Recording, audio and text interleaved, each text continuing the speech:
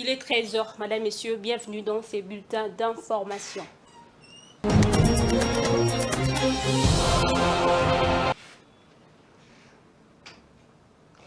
Le mandat de la force est-africaine envoyée par l'EAC prend officiellement fin ce vendredi 8 décembre. Plusieurs centaines de militaires kenyans ont déjà quitté la RDC le week-end dernier au bout de cette mission express qui a duré à peine un an. Il faut rappeler que c'était à l'issue d'un sommet tenu le 25 novembre que l'organisation a annoncé le non-renouvellement de mandat de la force régionale au-delà du 8 décembre. Et puis, la Commission électorale nationale indépendante CENI sollicite du président de la République un appui logistique des 4 Antonov 10 hélicoptères pour le déploiement de ces personnels et matériels dans les Congo profonds dans le cadre des élections générales du 20 décembre 2023. C'est ce que l'on peut comprendre d'une correspondance signée par le président de la CENI, Denis Kadima, adressée au chef de l'État Félix Tshisekedi. Selon le leadership de la CENI, la campagne électorale, le déficit en desserte et la pénurie en carburant sont des facteurs qui ont occasionné cette situation. Ma vision est de voir les Congo parmi les 5 puissances du monde. Ces propos émanent de Enoch Ngila, candidat président numéro 26 aux élections de 20 décembre prochain. C'est au cours de l'émission Parole au candidat président organisée par les conseils supérieurs de l'audiovisuel CESAC en cycle. Je vous propose de les suivre dans cet extrait choisi par Jojo Moulamba. J'ai dit, nous ne devons pas continuer dans le béquillardage. Il y a des choses que nous devons comprendre qui ne sont pas adaptées à notre pays. Il y a des choses que nous devons se mettre à réfléchir. Regardez d'autres pays, comment ils évoluent. Je vous ai dit, ma vision, c'est de voir le Congo parmi les 5 puissances du monde. Qu'est-ce qui manque de penser que le Congo soit parmi les 5 puissances du monde? Qu'est-ce qui manque? C'est nous, le Congo qui fait d'autres pays puissants. Vous le savez. Quel avenir pour les assemblées provinciales? Mais justement, je vais y revenir. Les parlements provinciaux. Le problème souvent, c'est d'avoir de fondements dans le pensée. Vous savez, c'est à partir de là, quand nous parlons des assemblées, si nous nous arrêtons à ces niveaux superficiels, mais nous ne voyons pas que nous avons, avec ces institutions, nous avons perdu notre civilisation. Nous avons perdu notre identité. Aujourd'hui, nous sommes en train de perdre notre existence. Ça, ce sont de problèmes que nous devons traiter.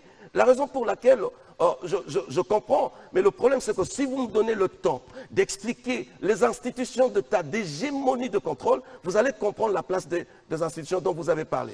Vous êtes un peu trop philosophique. Je pose une question pourtant simple.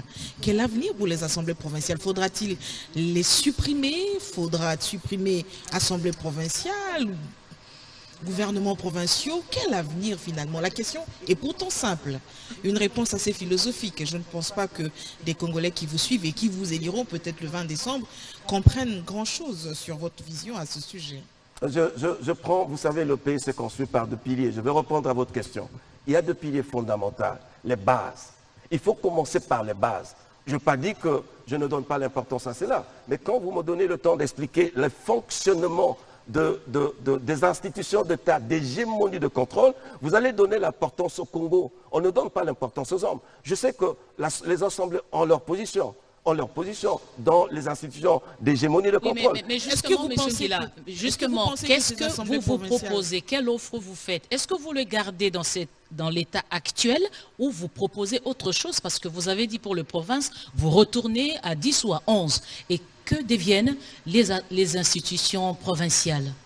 C'est clair. Dans les institutions d'État d'hégémonie de contrôle, vous savez, dans notre pays, il y a deux piliers, l'économie et la politique. Et on en parle très peu de l'économie. Vous avez un exemple, madame, vous savez, parce que vous voyagez beaucoup, je sais que vous avez vu à un moment donné de l'histoire en Belgique, il n'y avait pas de politique, il n'y avait pas de gouvernement. Mais l'économie tenait le pays. Vous vous souvenez, il n'y avait pas de gouvernement, mais il restait avec l'économie. Donc vous les supprimez aussi? Je n'ai pas dit ça. Et puis, autre chose, dans presque 12 mois, la Congolaise de l'exploitation minière Cominière SA aura un siège social dans la commune annexe à Lubumbashi, chef-lieu de la province du Haut-Katanga, en construction sur fonds propres. Pourquoi le choix de Lubumbashi? À quand la construction ou l'acquisition de bureaux de représentation dans d'autres villes du pays telles que Manono dans les Tanganyika. Réponse avec Célestin Kibeyaka Bemba devant son directeur général dans cet extrait choisi par Dieudonné Bouanali. Le communière ici à Lubumbashi n'avait pas de bureau propre à lui, des locataires. C'est ce que nous avons fait l'effort. Nous avons défendu notre plan de relance au niveau du conseil d'administration, au niveau des actionnaires, pour avoir l'autorisation de développer ce projet ici avec des bureaux propres à Cominière, à Lubumbashi, étant donné qu'il y a un élément qui s'est ajouté par rapport au patrimoine minier de Cominière, c'est la présence de l'élément lithium dans les concessions de Cominière. Comme le lithium est un élément important dans la transition énergétique, eh bien Cominière, jusque-là, c'est Cominière qui possède les plus grands gisements de lithium au monde. Cominière a des concessions dans 3 provinces issues du Grand Katanga. Donc Cominière a des concessions dans le Haut-Katanga, Cominière a des concessions dans le Tanganyika et Cominière a des concessions dans le Haut-Loma. Donc ce que nous venons de faire, c'est l'axe Haut-Katanga. Nous avons l'ambition aussi, les démarches sont très avancées pour faire un bureau de liaison à Kalemi et un autre à Kamini. Bien sûr, vous savez très bien que la direction générale c'est à Kinshasa, mais ici c'est pour l'axe Haut-Katanga. Donc nous n'avons pas violé le code minier. Et pour terminer, l'entreprise Société Générale a signé 2 accords avec le groupe Vista qui prévoit la cession totale de parts du groupe dans ses filiales locales africaines, à savoir la Société Générale Burkina Faso et Banco Société Générale Mozambique. Blaise Kuzola pour les commentaires. Société Générale a signé 2 accords avec le groupe Vista qui prévoit la cession totale des parts du groupe dans ses filiales locales africaines, à savoir Société Générale Burkina Faso et Banco Société Générale Mozambique. Selon les engagements pris, le groupe Vista reprendrait la totalité des activités opérées par ses filiales ainsi que l'intégralité du portefeuille client et l'ensemble des collaborateurs de ces entités, précise la banque dans un communiqué. Elle détient 52,6% de sa filiale au Burkina Faso pour un PNB part du groupe de 61 millions d'euros l'an dernier et 65% de sa filiale au Mozambique pour un PNB part du groupe non communiqué. L'acheteur basé en Guinée partage sur son site internet son ambition de devenir un établissement financier panafricain de classe mondiale et de participer à l'inclusion économique et financière en Afrique.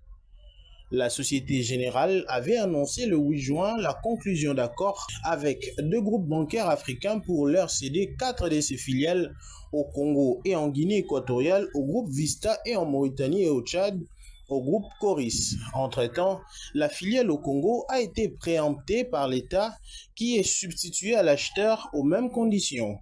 Annoncées pour la fin d'année, les 3 autres sessions sont en cours, précise une porte-parole de la banque, avec un glissement vers les débuts d'année prochaine pour la Guinée équatoriale. Le groupe bancaire, qui détient par ailleurs 52,34% du capital de l'Union internationale des banques en Tunisie, est toujours en réflexion stratégique pour sa participation dans l'entité. Voilà, c'est tout pour ce bulletin d'information, Madame, Messieurs. Merci à vous de l'avoir suivi. Au revoir.